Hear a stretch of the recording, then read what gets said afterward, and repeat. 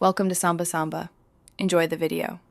In this video, I will show how to remove Kia Rio radio, easy method.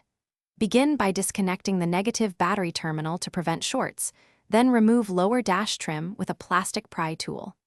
Unscrew the two radio mounting bolts and slide the head unit forward slowly to access the antenna and wiring harnesses. Keep screws and clips in a small container and take photos as you go for easy reassembly. Start with the basic tools: a plastic trim pry, 10 mm socket, screwdriver, and a flashlight to see tight spaces.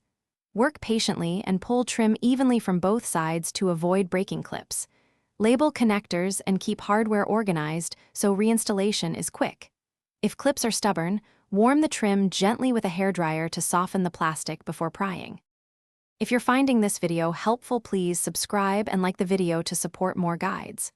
Quick recommendation: these leak-proof meal prep containers make cleanup and storage easy, and they stack neatly while you work on the car. I even use them to keep screws and clips sorted during projects, which saves time and headaches. Check the description for the link and other deals, grab a set if interested. Now let's get back to the video. Handle SRS and airbag areas with care and consult a manual if unsure.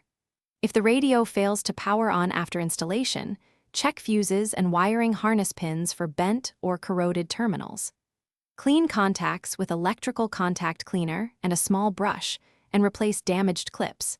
Test the radio before fully reassembling trim to ensure everything works and to avoid extra disassembly. Thanks for watching.